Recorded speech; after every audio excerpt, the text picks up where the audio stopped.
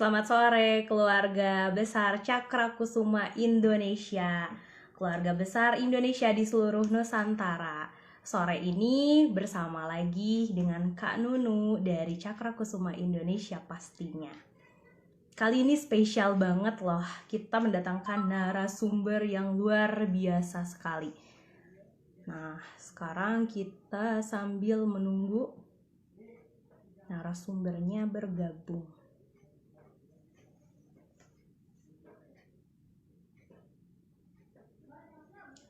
Kita akan coba terus. Coba.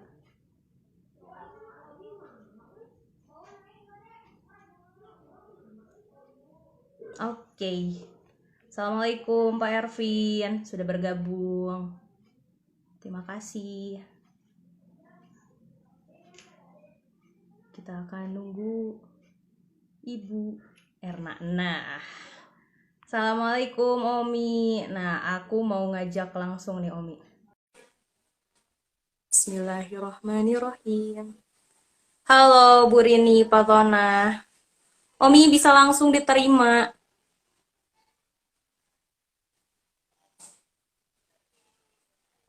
Oke, ini mulai. Nah. Iya, sudah bergabung. Assalamualaikum Omi.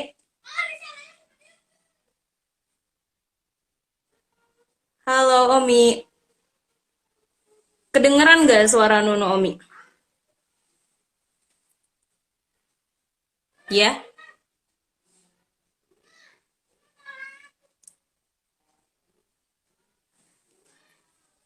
Omi bisa mendengar suara Nuno Omi?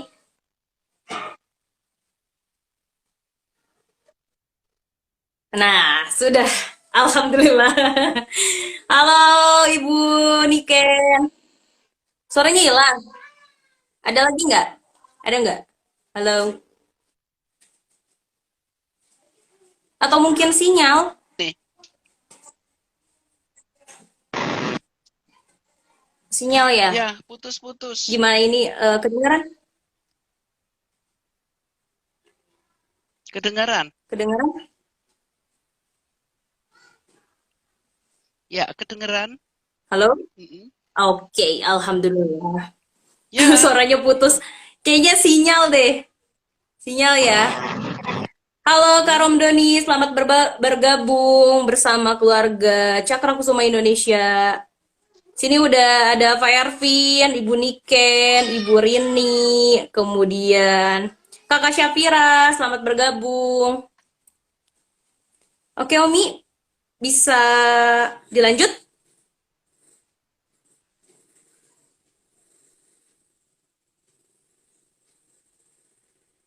Waalaikumsalam warahmatullahi wabarakatuh, Ibu Niken. Gimana Omi, masih bisa mendengar suara Kanunu?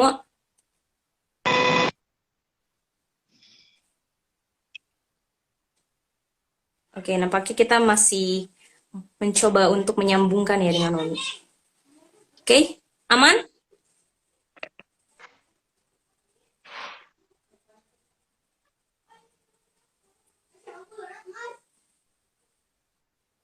Apa sudah aman suaranya, Ibu Erna?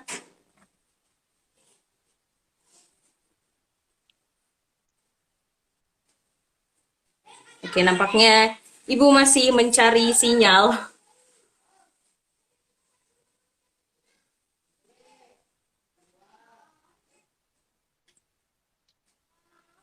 Siap?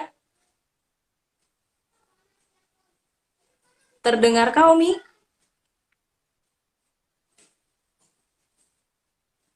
Oke.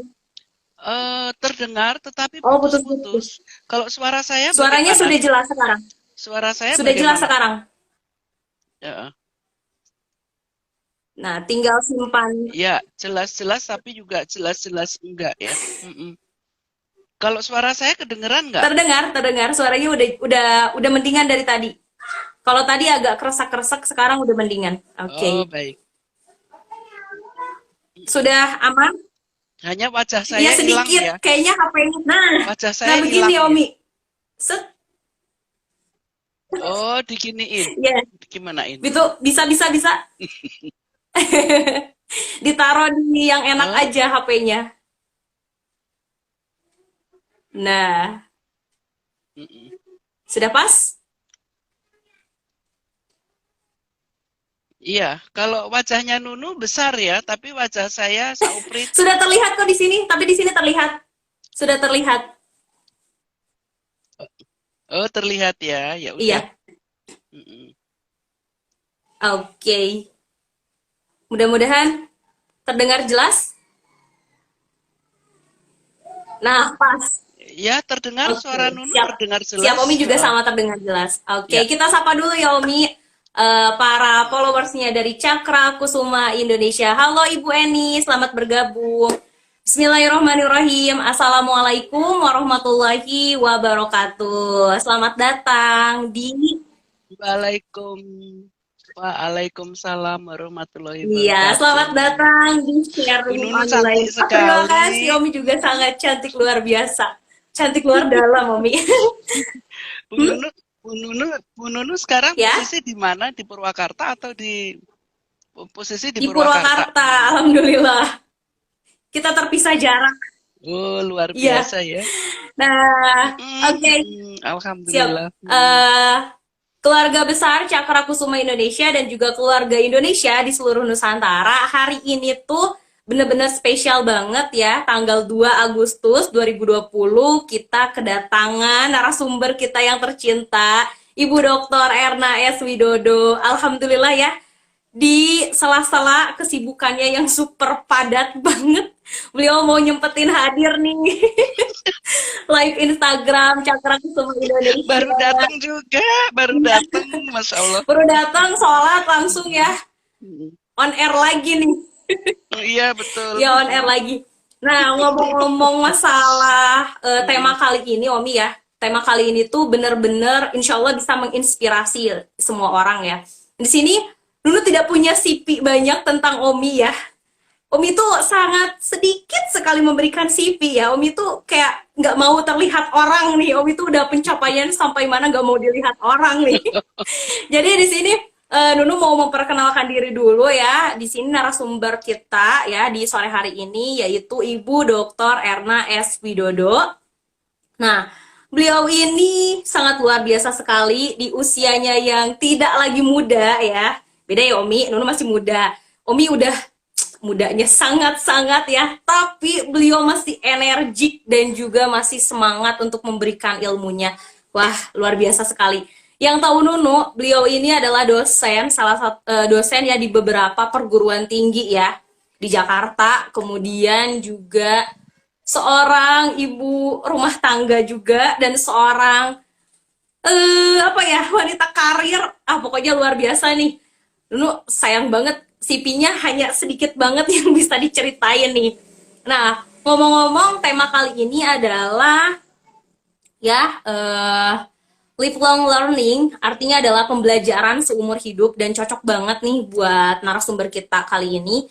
Nah, ada Nunu mau mengutip dulu nih dari Albert Einstein ya yang mendefinisikan atau menjelaskan tentang apa ya pendidikan seumur hidup itu bagi Albert ya.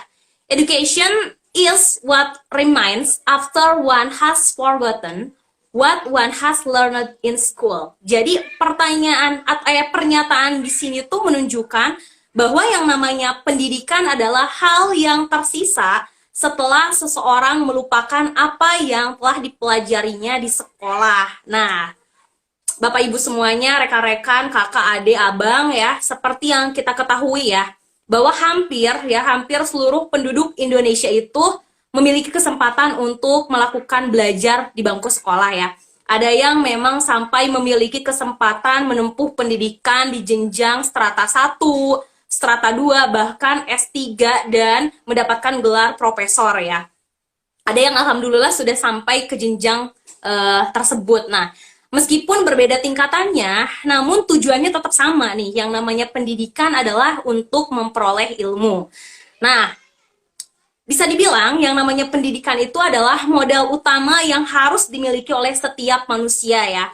Maka kalau misalkan kita merujuk pada perspektifnya Islam ya, secara Islami ya, bahwa belajar seumur hidup ini juga sebenarnya telah dicanangkan oleh Rasulullah Shallallahu Alaihi Wasallam ya, jauh-jauh hari ya, bahwa yang namanya belajar seumur hidup itu adalah kewajiban kita ketika kita hidup di dunia. Sebagaimana sabda Nabi waktu itu adalah mencari ilmu pengetahuan adalah wajib bagi setiap orang muslim. Nah, ini adalah hadis riwayat dari Al-Abdi Bar ya. Kemudian kita juga sering banget mendengar ya di sini adalah yang di hadis yang berbunyi seperti utlubil ilmi ya, minal minal lahdi ilal minal mahdi ilal lahdi ya, yang artinya tuntutlah ilmu dari buayan sampai liang lahat. Berarti di sini kalau nggak salah ya, istilahnya kalau salah-salah mohon dimaafkan karena bukan ustazah nih. Nah, di sini adalah yang namanya kewajiban menuntut ilmu itu adalah wajib bagi setiap kita yang masih diberikan oleh Allah Subhanahu wa taala umur ya. Betul begitu, Omi? Oke, di sini kita sapa dulu Amin, yang insya Allah. ya, Ibu Lala, selamat bergabung. Kak Ima, kemudian ada Kak Bob Bradiansyah, kemudian ada Pak Wong Purwo dan juga Kak Syarif. Selamat sore. Kemudian ada Muh Afdal, Altista. Oke. Nah, setelah prolognya lumayan panjang nih. Lumayan panjang karena agak mikir semalaman. Dagdikduk ini sebenarnya mau wawancara Omi gimana ya? Dagdikduk ini. Nah, Omi, seperti yang kita ketahui ya, ada yang namanya teori perkembangan dari Happy Goose kan. Di sini teori perkembangan manusia itu kan ada tahapan kanak-kanak, kemudian ada tahapan remaja dan juga tahapan dewasa. Nah, di sini eh, ingin mengawali pertanyaan pertama ya dengan tema kali ini adalah namanya lifelong learning. Nah, menurut Ibu Erna sendiri, yang namanya makna dari lifelong learning itu apa sih? Monggo Omi, silahkan. Sekarang kesempatan Omi buat ngomong. Iya, selamat sore. Luar biasa, Nunu yang saya Oh ya Allah. banggakan. Ya, cantiknya, cerdasnya, luar biasa ya. Dulu malu-malu, ya Ya Nunu masih. itu masih kayak boneka kecil ya. Tapi sekarang ternyata bisa membanggakan dia menjadi tangan kanannya Pak Ervin dan Bu Niken Ya, sekaligus. Ya. Alhamdulillah. Dan saya tahu banget kalau Pak Ervin dan Bu Niken itu sangat pemilih dan beliau memilih dengan sangat tepat ya. Saya bangga sekali. Artinya saya punya Hmm. Nunu ya, itu saja saya sudah merasa bahwa saya berhasil ya. Alhamdulillah. Nah, itu hasil dari lifelong learning. Lifelong learning itu apa sih? Itu menjadi seseorang pembelajar seumur Iya. hidup. Kok pembelajar seumur hidup? Iya, karena kita hari ini harus melakukan sesuatu dari pembelajaran kita sebelumnya dan hari ini kita mempersiapkan untuk besok pagi terus menerus seperti itu. Mengapa? Karena ini memang untuk diri kita sendiri dan untuk lingkungan ya. Tapi ada orang yang mengatakan long life learning. Apa Mm. itu? Sama aja sih. Belajar sepanjang Iya, hayat sama aja betul. kan belajar seumur hidup ya gitu. Nah, kemudian kalau tadi dibilang kok CV-nya sedikit banget ya, nggak banyak gitu. Sehingga saya harus mulai dari mana? Ini masalah prinsip hidup Oke. saya ya. Saya tampil itu tidak penting. Saya tampil itu tidak penting karena memang saya tidak disiapkan untuk tampil gitu. Nenek saya, orang tua saya tidak menyiapkan saya untuk Hmm. tampil. Tapi saya disiapkan sejak kecil untuk menampilkan seseorang atau siapapun yang ada di lingkungan saya Wow. gitu. Jadi menampilkan seseorang itulah yang Hmm. penting dan kita akan bisa sukses bukan karena tampil untuk diri sendiri tapi kita mampu menampilkan lingkungan. Nah, untuk bisa kita menampilkan lingkungan, nah itulah kita harus belajar Hmm. terus-menerus ya. Sehingga siapapun saya lihat Hmm. misalnya ketika saya melihat Sarif misalnya di Ganesha, saya dulu begitu lihat saya ada Sarif, ada Nunu, Wilda, Putri, Nung, Mugi ya. Kemudian banyak lagi yang lain. Saya melihat oh ini mereka punya bakat-bakat, punya talenta-talenta yang tersembunyi. Tetapi kayaknya ada selaput yang menutup mereka. Mereka nggak ngerti bagaimana caranya menampilkan Iya. dirinya. Dalam fungsi saya sebagai senior, dalam fungsi saya sebagai dosen, maka saya punya kewajiban untuk menampilkan Anda semua. Begitu. Nah, untuk itu kan saya harus punya Betul. ilmu, saya harus belajar. Jadi sekali lagi, saya tidak belajar untuk tampil untuk diri sendiri, tapi saya mempunyai kewajiban untuk menampilkan orang lain. Walaupun pada akhirnya kadang-kadang seperti Nunu, ya saya kan juga pernah muda ya, saya juga pernah diuber-uber orang ya, yang ingin supaya saya Iya, tampil iya. begitu ya. Sekali-sekali saya tampil, sekali-sekali misalnya ya mejeng di majalah, mejeng di mana-mana mungkin karena itu sesuai dengan pekerjaan saya waktu itu. Tapi kembali lagi lingkungan saya mengingatkan bahwa saya tidak disiapkan untuk menampilkan diri sendiri. Saya disiapkan untuk menampilkan siapa yang ada di lingkungan saya. Menampilkan anak, menampilkan suami, menampilkan mahasiswa saya, menampilkan lingkungan saya, dan itu semua ada ukuran-ukurannya. Jadi kalau ditanyakan, itu untuk apa sih? Ya setidaknya untuk memprotek diri kita sendiri, menambah ilmu pengetahuan, meningkatkan keterampilan kita, menjadi lebih baik dari sebelumnya, dan juga mungkin untuk menunjang karir kita. Tapi yang paling penting adalah kemampuan kita bisa melihat bakat-bakat yang ada di Di lingkungan lingkungan kita, ya. dan dengan demikian kita bisa, ya siapa saja yang ada di lingkungan saya, gitu, saya harus bisa menampilkan bakat-bakat mereka. Seperti misalnya di rumah, mohon maaf, misalnya di rumah saya mempunyai asisten 16 orang dengan karakter yang berbeda-beda dan pendidikan yang berbeda-beda. Mungkin ada di antara mereka yang masih lulusan SD walaupun juga udah tua misalnya begitu. Kita kadang-kadang kalau melihat, aduh dia berpikir bahwa apa ya yang bisa dilakukan anak ini sehingga dia juga bisa belajar untuk dirinya sendiri, bisa bermanfaat untuk dirinya sendiri. Betul.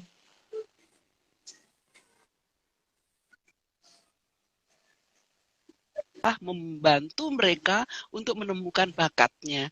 Dan alhamdulillah saya punya Bu Niken ya gitu. Jadi kami sering berdiskusi dengan Bu Niken dengan berbagai karakter dan berbagai bakat itu bagaimana cara menampilkan. Jadi saya tidak sendiri kok. Kalau misalnya saya mentok, saya bertanya kepada Ibu Niken misalnya seperti itu.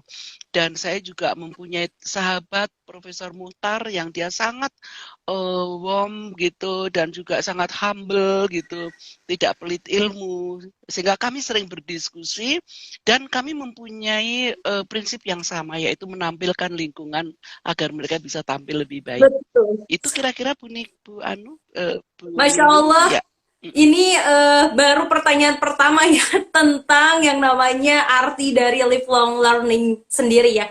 Jadi Ibu sangat segitu excitednya banget ya sama dunia pendidikan ya, dimana di sini makna dari belajar seumur hidup juga tidak hanya belajar untuk diri sendiri, tapi belajar juga untuk orang lain. Nah di sini kita masuk ke pertanyaan kedua nih Omi.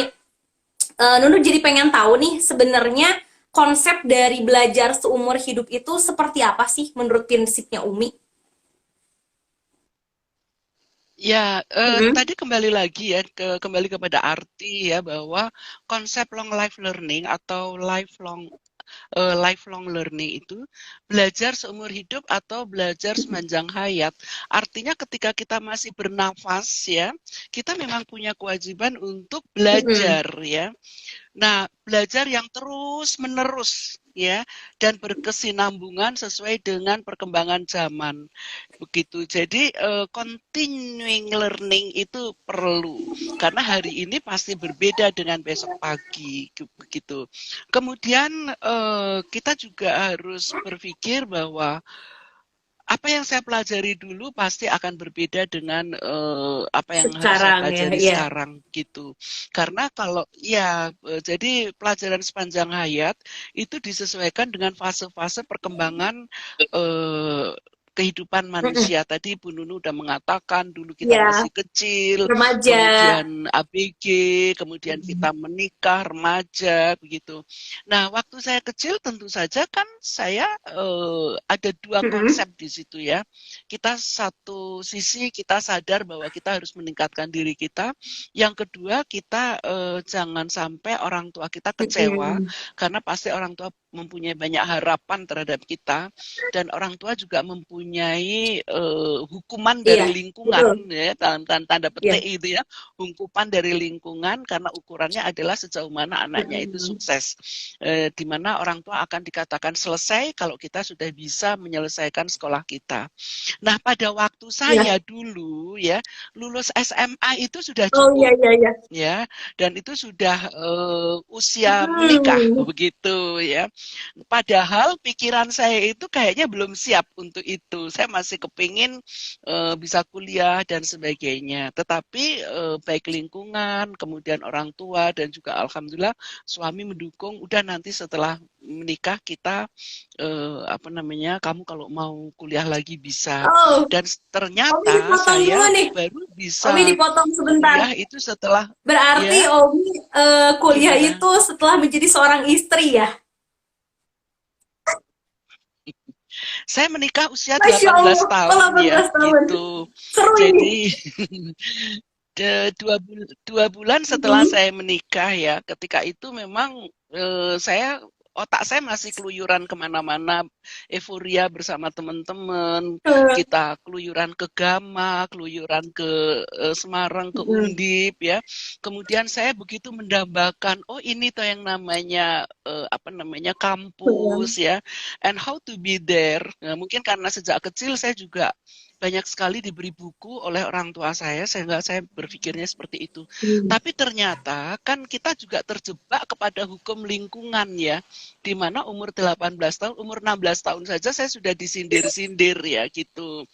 Sudah Iya. saatnya untuk menikah. Sehingga begitu umur 18 tahun kayaknya saya sudah keseret Hmm. oleh Iya, situasi iya. lingkungan di mana saya harus menikah ya. Jadi sempat waktu itu ada pikiran mau lulus apa enggak ya Iya, gitu. iya. Kalau lulus berarti saya menikah. Kalau enggak lulus berarti saya masih punya waktu Ya 1 Allah. tahun. Tapi kembali kepada tujuan Iya. kita, kembali kepada Heeh. tujuan kita ya gitu.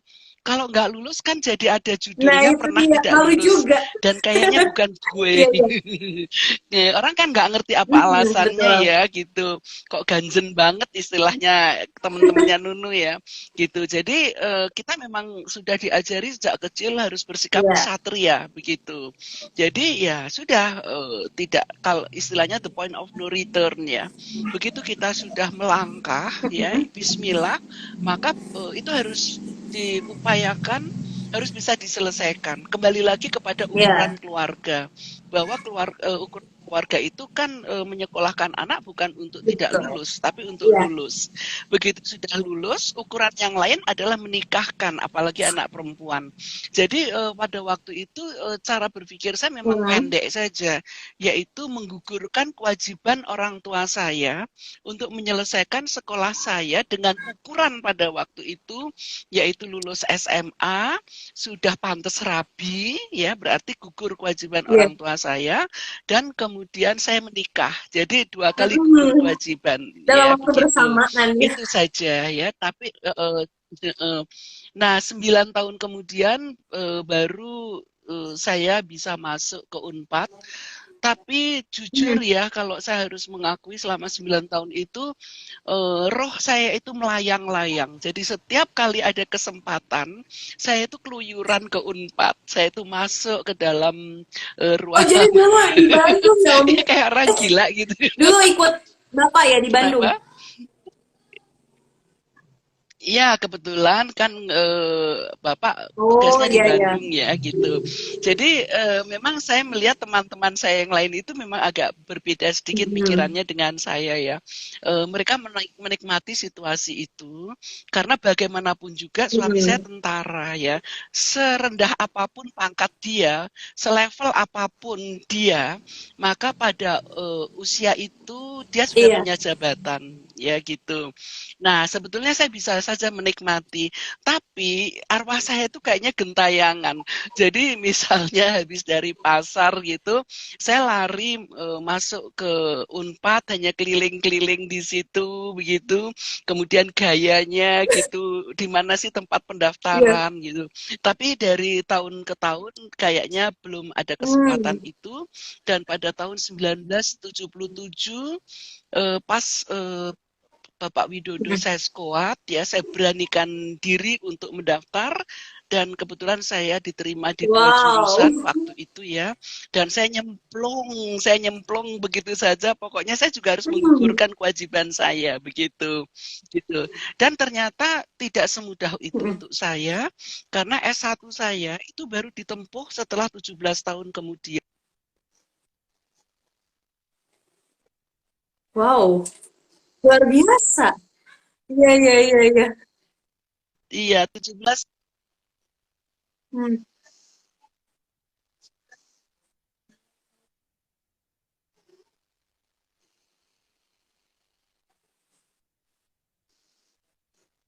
Waktu itu saya tidak kena DO sih.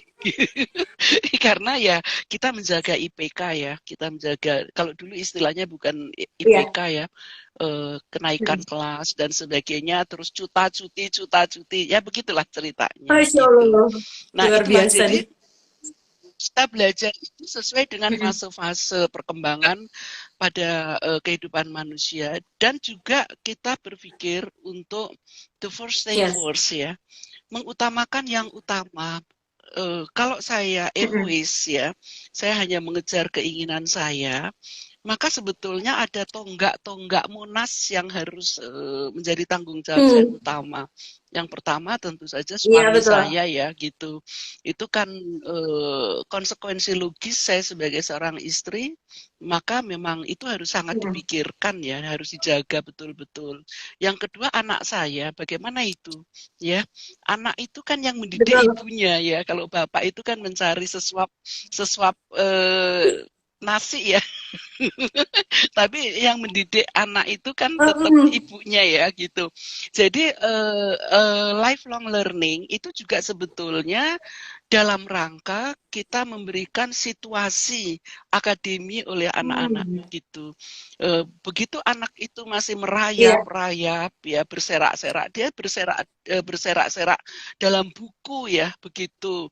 Zaman dulu kan nggak ada Nggak ada. smartphone ya, jadi saya memang seperti angrem ya, kayak ayam hibro yang angrem itu, diantaranya ya buku-buku, sehingga bisa nggak dibayangin ya, Pak Erwin dengan Pak Ervin itu beda usia kan hanya nggak sampai 2 tahun Hmm. ya, jadi satu lari satu masih merangkak.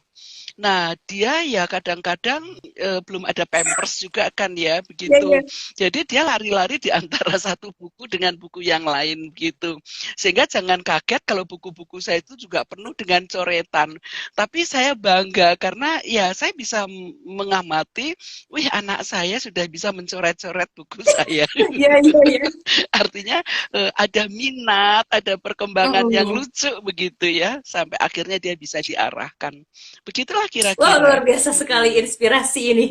Nah, ngomong-ngomong nih ya, ngomong-ngomong masalah tadi kan kita udah nyinggung masalah nikah, kemudian kuliah. Nah, sebenarnya pada saat itu gimana sih peranan Omi yang ganda ya, yang ganda di sini adalah Omi juga sebagai apa ya, sebagai istri juga dari seorang TNI, kemudian sebagai ibu dari anak-anak yang masih kecil dan harus kuliah. Gimana tuh peranannya pada saat itu membagi waktunya?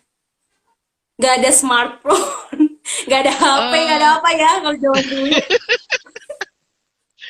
Kalau dibilang sulit ya sulit ya.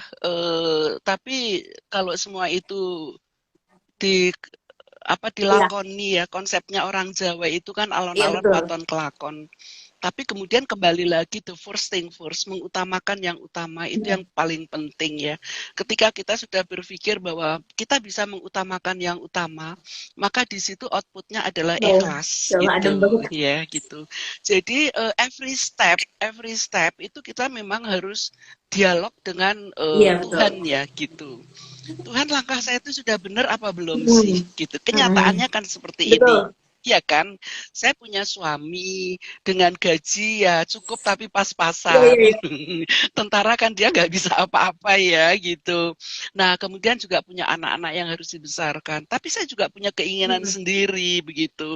Nah, jadi masalahnya itu hanya satu aja, Tuhan itu tidak berdialog dengan kita secara Betul. verbal. Jadi kadang-kadang kan kita Iya. bingung ya gitu. Nah, oleh sebab itu ketika kita bingung, kita buka-buka buku, kita juga punya teman kiri kanan kiri kanan. Nah, di situ ketika kita itu tidak meninggalkan Tuhan, tiba-tiba di dalam hati kita sendiri itu seperti Mm. tertuntun. Oke, kamu harus stop Iya. kuliahnya. Nggak bisa sekarang. Misalnya Mm. begitu ya. Suami kamu sekarang sedang akan Iya, iya, iya. misalnya ya, titik Mm. titik titik titik dan itu rawan sehingga kamu harus stop, kamu harus bantu bener ya. Suami akan dipromosikan, pasti itu akan dicari titik lemahnya misalnya, dan kalau saya egois akan itu berbahaya misalnya Iya, seperti itu. betul. Itu tiba-tiba di dalam hati saya sendiri itu tahu Mm. soal itu ya. Dan ternyata situasi seperti itu sering banget gitu. Suami kamu akan suami kamu akan gitu ya. Jadi ya iya gitu, yang ke sono, yang ke sono, yang ke sono gitu.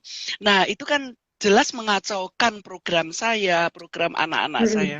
Tapi kembali lagi kita kembali kepada Mm. Tuhan, ya begitu. Nah, pertama kali yang harus kita pikirkan adalah ketika nanti suami saya menjadi anu dan Iya. menjadi anu, ya, apa yang harus kita lakukan pada diri Mm. kita sendiri? Satu hal yang harus kita pegang adalah kita tidak boleh keluar dari tujuan yang sudah kita Mm. tetapkan. Ini hanya Betul. masalah waktu, ya. Waktu di mana saya harus memprioritaskan ini. Jadi misalnya suami saya sedang menjabat di Mm. daerah, itu mungkin setengah koper untuk baju saya, satu koper untuk buku Ya saya. Allah. Jadi memang mana saya pada waktu itu kan memang saya mengambilnya itu sastra Prancis ya di Unpad ya. Jadi saya lebih banyak kuliah di konsulat dengan para native orang-orang bule itu kan gitu. Iya. So itu tuntutannya saya harus bisa berbicara dengan mereka. Dan itu belum ada rekaman, belum ada apa. Sehingga saya di mana-mana memang memegang Mm. kertas ya, memegang buku seperti ini ya. Karena tulisan dengan vokalnya Iya, itu iya. kan berbeda. Saya menemukan trik bahwa saya bisa menghafal tulisan itu kalau saya sudah menulis 50 Wow. kali. Ternyata. Iya, iya, iya. Jadi untuk misalnya kita kan punya target ya, ada dialog yang harus kita hafal. Berarti saya harus menulis Mm. 50 kali dan saya harus menghafal 50 kali gitu. Nah, kalau misalnya bagi waktu dengan pekerjaan di Persit Iya. misalnya, itu tidak terlalu sulit sih karena kan juga banyak Mm. teman-teman gitu. Dan kalau di Persit itu senangnya kan kita itu Iya, punya ada senior ya senior. gitu. Jadi mereka itu kan senior can Mm. do no wrong ya. Mungkin kita sering dimarah-marahin sama senior, tapi mereka sangat menjaga kita. Kemudian juga kita punya junior otomatis ya gitu. Nah, junior itu sangat menghormati kita. Jadi saya terbuka dengan lingkungan Mbak Yu nuwun sewu. Modalnya itu kan hanya nuwun sewu dan matur nuwun. Iya. Nuwun sewu Mbak Yu, Dua besok kata saya ajaib. misalnya ada acara ini gitu. Nah, gimana saya gitu. Kan kalau di Perset itu kita harus pasrah ya kepada Mm. pimpinan, kepada Mbak Yu. Nanti beliau itu dengan kasih sayang itu biasanya akan wes tojeng jalan aja, running well aja, aku yang tanggung jawab. Terus pekerjaan saya bagaimana? Udah nanti Mbak yang ini gitu, misalnya seperti itu. Nah, tapi itu bukan berarti membuat saya kemudian melepas tanggung jawab, enggak ya. Jadi di mana ada Ya, telepon. betul. Waktu itu kan telepon kan memang masih telepon yang se-RT juga denger ya. Kring begitu, waduh berdering-dering.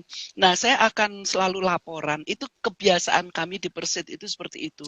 Saya akan laporan kepada Mbak Yu dan saya akan ngecek ke adik-adik apa yang sudah dikerjakan sehingga ketika saya bisa involve lagi, saya tahu gitu ya. Makanya kadang-kadang GR-GR-nya mereka akan mengatakan, padahal kamu nih keluyuran kemana-mana ikut suami, tapi begitu masuk kamu kok langsung bisa tune in. Ya, mestinya begitu ya. Mengapa kita bisa tune in? Karena tanggung jawab itu ya. Karena tanggung jawab. Jadi saya tidak mau istilah orang Jawa itu ngetiplake gitu ya. Ngetiplake itu apa ya, melempar tanggung jawab saya kepada orang lain. Dan orang lain itu pasti saja dan lain kali dia pasti akan menolong saya ketika saya benar-benar sedang melakukan pekerjaan-pekerjaan yang memang tidak bisa ditinggal. Jadi kata kuncinya sebetulnya jujur aja. Betul. Jujur aja, kalau kita sulit ya kita jujur, kalau kita seneng ya kita jujur, kalau kita berhasil ya itu keberhasilan kita bersama. Itu. Kemudian fungsi perempuan ya, waduh ini agak repot gitu. Karena kalau kita sedikit berfilosofi ya, Plato mengatakan is being want. Perempuan itu adalah seseorang yang dibutuhkan gitu. Walaupun secara fisik mungkin lebih lemah dibandingkan laki-laki, tapi tidak secara pikiran dan tidak secara bakat ya, secara spiritual, mental itu perempuan itu sebetulnya kuat ya. Manja sedikit, keluar air mata, itu nggak apa-apa gitu. Kesel, sebel gitu nggak apa-apa.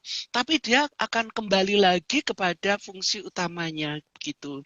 Nah, sekarang fungsi utama perempuan itu gimana ya? Pertama kita harus berpikir, mungkin karena saya istri tentara ya, saya selalu berpikir bahwa perempuan itu lebih riskan posisinya. Mengapa? Karena konsekuensi logis dari perempuan itu, kalau dia berstatus menikah ya, maka ada suatu proses yang ada dalam dirinya yang akhirnya menimbulkan junior. If something happen, ya kan kita mengharap semuanya itu akan manis-manis saja sampai kewajiban kita selesai. Tapi kalau if something happen, maka junior-junior itu menempel kepada ibunya, ya kan? Apapun prosesnya. Nah, begitu. Nah, kemudian pada saat usia saya 23-24 tahun, itu suami saya sudah menjadi badanyon, ya, wakil komandan batalion, di mana pada waktu itu ada peristiwa tim-tim ya, tiba-tiba saya harus melihat kenyataan banyak sekali janda di situ. Nah, itu saya miris ya gitu. Dan mereka rata-rata kan pendidikannya juga tidak tinggi. Bagaimana saya harus memeluk satu persatu mereka, kemudian mengantar sampai pulang ke rumahnya dan kami memantau anak-anaknya bagaimana begitu. Nah, alhamdulillah kalau di Persit itu karena ada di seluruh Indonesia, sehingga kami juga akan estafet ya. Aku titip ini istrinya almarhum ini bla bla bla bla bla. Tapi kembali lagi kepada diri saya, kalau itu bisa menimpa orang lain, maka itu juga akan bisa menimpa kepada diri kita sendiri. Ya. If something happen about me, gitu, so apa yang harus saya lakukan? Kok saya rasanya gelap gulita ya? Gitu. Nah, karena saya membayangkan itu, maka saya bisa mengerti bagaimana teman-teman yang ditinggal suami itu gelap gulita, apapun alasan mereka ditinggal oleh suami ya begitu. Jadi saya berpikir bahwa perempuan yang sudah mempunyai anak ya, itu dia memang harus membekali dirinya gitu. Tidak semua kita itu diprotek oleh orang tua. Jadi kita harus bisa berdiri sendiri ya. Maka yang bisa melindungi kita itu yang jelas kelihatan adalah pendidikan. Pendidikan itu tidak selalu harus pendidikan formal ya, gitu. Kan pendidikan itu ada 3, formal, non-formal, kemudian ada pendidikan informal, gitu ya. Kalau kita tidak bisa mendapatkan yang formal, maka kita lari ke non formal. Dan itu yang saya lakukan. Ketika suami saya dalam posisi yang tidak memungkinkan saya kuliah, maka dimanapun saya berada ya, saya akan nabrak cari kursus Iya, iya, gitu iya. ya gitu. Nabrak cari kursus. Suami saya posting di kampung, ya saya akan belajar bagaimana bikin cara bikin, saya belajar menjahit, saya belajar apa saja. Pokoknya yang penting belajar. Sampai ekstrimnya ketika suami saya jadi diplomat, begitu Iya, iya. misalnya, dan dia kadang-kadang mengajak saya ke luar negeri kemana, saya akan mencari informasi tentang short course. Padahal waktu itu belum ada Iya. HP ya gitu. Tapi entah bagaimana caranya, dari koran, dari apa, kemudian saya nyurati, ada nggak yang bisa saya pelajari selama 3 hari, selama apa. Nah dengan demikian, saya kadang-kadang off dari ladies program ya gitu. Ladies program yang formal, tapi non formal saya pasti akan mencari tempat-tempat short course ya di mana suami saya ada di situ gitu. Bahkan kalau misalnya saya diajak suami saya ke daerah misalnya ya, saya akan mencari informasi di Makassar itu ada pelajaran apa sih Wow, gitu. iya. Misalnya bikin kue yang manisnya ujubillah begitu misalnya ya. Nah, saya juga akan mencari bibi-bibi yang bisa mengajari saya itu gitu. Nah, kemudian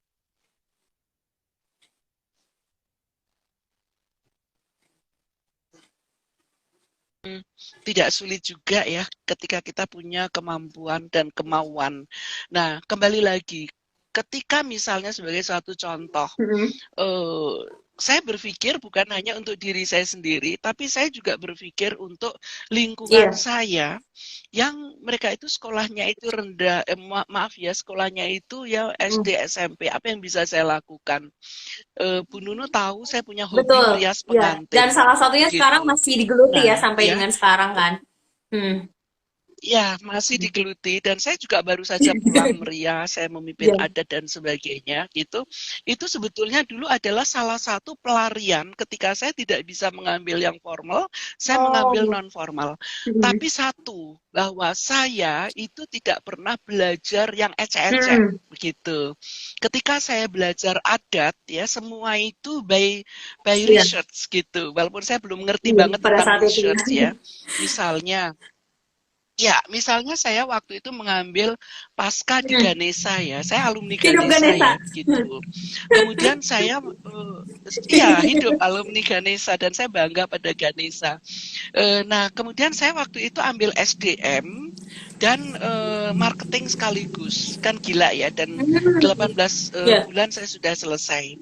Karena apa? Balas dendam ya. Bayangkan 17 tahun di S1 baru selesai, maka waktu S2 saya 18 bulan saya harus selesai. Pada waktu itu suami saya dalam posisi dia aman jabatannya. Ya, dia sebagai salah satu direktur di Depdagri begitu. Jadi kan aman, kayaknya Nah, nggak iya. bakalan pindah-pindah. Saya mencoba menyelesaikan kuliah itu. Kemudian saya melakukan research ya, research tentang budaya dan saya tinggal di keraton. Betul-betul saya tinggal di dalam keraton. Saya membuat surat kepada Sultan Kebun. Hamengkubuwono Ke-10 ya waktu ke-10 itu ya. ya. Ya saya ke-10 yang sekarang ini kebetulan saya diuntungkan karena saya di GPSP, saya bersama dengan sehingga saya diizinkan untuk tidur bersama di kediamannya Ratu Anem, kakaknya Sri Sultan, ya gitu. Jadi saya di sana misalnya 1 minggu gitu, kemudian saya balik ke Jakarta lagi, nanti ke sana lagi begitu. Atas izin raja saya boleh masuk ke Pustaka Raja, ya. Kemudian saya didampingi oleh para pujangga yang ada di sana yang menjelaskan kepada saya tentang upacara-upacara adat dan adik-adik beliau ya Pangeran Prabu ya, para dimas-dimas dan diajeng itu ya. Dan kemudian saya juga belajar di Iya. Solo ya. Kemudian saya juga waktu itu GR-GR-nya diangkat oleh salah satu kakaknya dari Sunan karena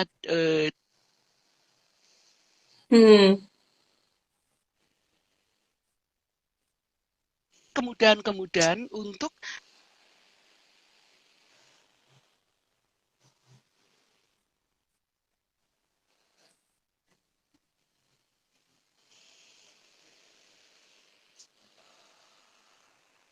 Mm-mm.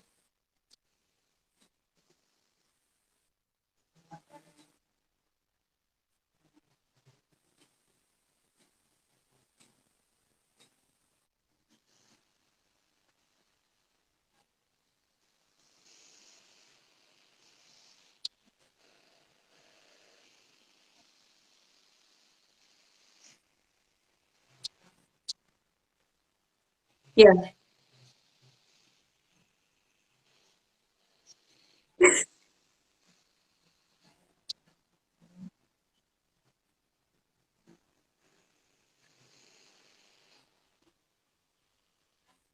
segitu seriusnya saya begitu.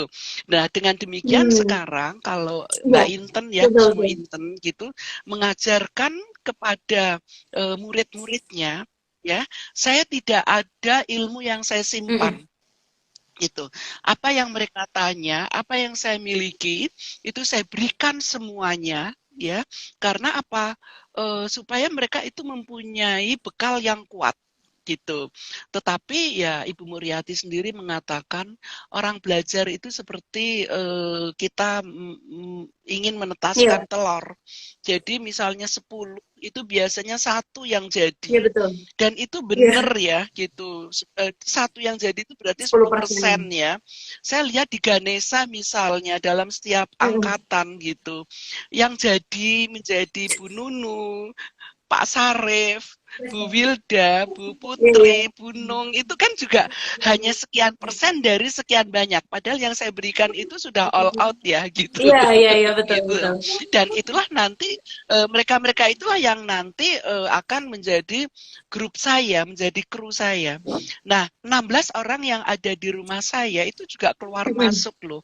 Ada yang mereka tidak kuat juga. Nah, tidak kuat apa misalnya? Tidak kuat untuk menjaga sumber ilmu Betul. begitu. Karena ada yang udah deh ini aja nggak apa-apa, ini aja nggak apa-apa. Kalau itu nanti dia juga akan mendapatkan ilmunya itu setengah-setengah. Dia tidak akan bisa mengembangkan ilmu Iya, itu sendiri. Padahal saya maunya adalah ilmu yang murni itu akan saya berikan. Dengan demikian saya yakin bahwa kamu semua itu punya talenta. Nah, talenta itulah yang bisa kamu kembangkan ketika kamu memiliki ilmu yang sepenuhnya itu dari sumber yang betul-betul iya, luar benar biasa gitu. sekali. Ya, gitu. Iya, iya. Itulah kira-kira ya. Ya, betul. Hmm. Jadi di sini balik lagi ke konsep sama makna dari lifelong learning menurut Ibu sendiri adalah bagaimana caranya kita belajar juga kita bisa memberikan yang terbaik untuk orang lain juga. Nah, berhubung waktunya sudah mau menuju pukul 5 nih, 5 sore. Nah, kita diakhiri dengan bagaimana tips dari Ibu Erna sendiri, tips yang sangat menyenangkan ya untuk kita sebagai kaum yang masih muda-bunda dan juga yang masih apa ya semangat untuk belajar, bagaimana caranya untuk kita bisa menjadi seorang pembelajar seumur hidup meskipun itu tidak di usia muda lagi. Iya, Silakan Nomi yang terakhir. baik ya. Pertama adalah ya eh, belajar itu kan Mm-mm. sebetulnya seneng ya karena kita akan mendapatkan sesuatu yang Betul. baru. Belajar itu sebetulnya kan sesuatu yang bisa kita lihat bahwa oh ini up to Mm-mm. date gitu. Meskipun belum tentu lagi kita akan berada di posisi itu. Seperti kemarin saya mengajar ekonomi manajerial ya untuk Ya. calon leadership ya. Saya mengajarkan tentang bagaimana revolusi 5.0 dan society 5.0 walaupun kita pada posisi 4.0. Mungkin nanti ketika Ya. robotik ya, kemudian manusia harus bisa menguasai robot itu, mungkin saya sudah tidak pada posisi itu lagi. Tapi setidaknya kita sudah memberi informasi kepada mereka bahwa itulah yang akan Anda Temui di masa temui depan ya. begitu. Nah, sehingga bagaimana kita beri tip kepada mereka agar itu jangan menjadi sesuatu yang menakutkan gitu. Itu menjadi sesuatu yang menyenangkan. Belajar itu permainan kok gitu ya. Membaca itu menyenangkan dan membaca itu enggak selalu harus membaca yang berat-berat, teori-teori enggak gitu. Saya juga bergabung dengan ibu-ibu ya. Saya lagi seneng Oh, baca cerita bersambung cerpen ya. gitu, cerita bersambung ya. Misalnya apa ya itu tentang cinta Sarah atau apa. Nah, itu saya mempelajari oh itu ya kehidupan anak-anak muda sekarang dibandingkan dengan kehidupan waktu saya. Romantismenya itu kan berbeda ya. Tetapi saya ternyata bisa menikmati. Nah, Iya.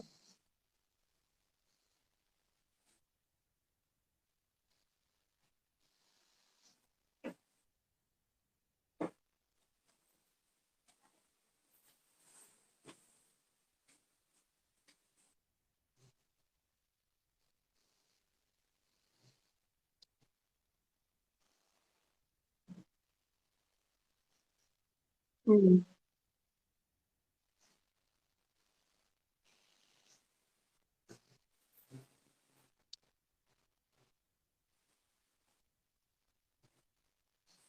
Iya.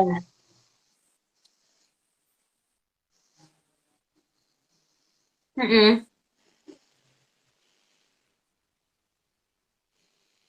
enggak, saya bisa melihat peralihan dari beberapa Iya, iya. generasi dan itu terus saya baca, cek and recheck, cek and recheck, dan itu semua menyenangkan. Jadi apa jangan jangan semua menjadi Hmm. beban dan kita nggak usah mempunyai target sehari saya harus membaca 2 jam. Membaca itu 15 menit, 20 menit itu cukup. Tapi ternyata bisa 2 jam kalau kita asik Iya, dan kita lagi nggak betul. punya Apalagi kerjaan, baca ya WhatsApp. gitu ya. Jadi itulah kira-kira ya. Tapi yang paling penting adalah ciptakan tujuan Oke, pembelajaran. ciptakan tujuan pembelajaran. Siap. Mm-mm. Ya, ciptakan tujuan pembelajaran. Mm-mm. Kita belajar untuk apa? Oke? Siap. Wah, terima kasih banyak Omi sharingnya selama 45 menit nih. Omi sudah menemani Kak Nunu dan juga sahabat Cakra Kusuma Indonesia. Dan dengan tidak mengurangi rasa hormat, Nunu akan log out Omi ya dari Instagram. Terima kasih loh atas waktunya dan juga kesempatannya. Omi sehat selalu ya Omi. Amin, amin, amin. Ya, salam sehat, salam sayang untuk semuanya. Semoga semua bergabung di Cakra Amin. Terima Kusuma. kasih banyak Yuk, Omi. Yuk, makasih. Assalamualaikum. Waalaikumsalam. Oke, alhamdulillahirabbil alamin. Sharing hari ini di sore hari ini tepatnya 46 menit ya.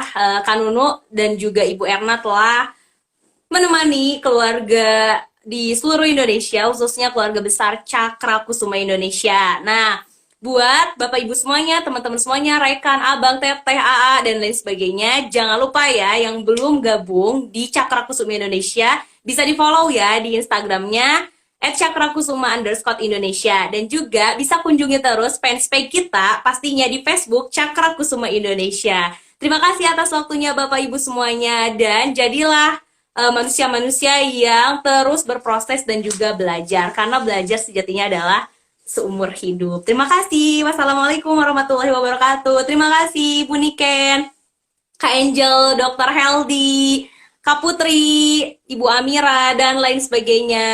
Makasih Pak Luki. Wassalamualaikum warahmatullahi wabarakatuh.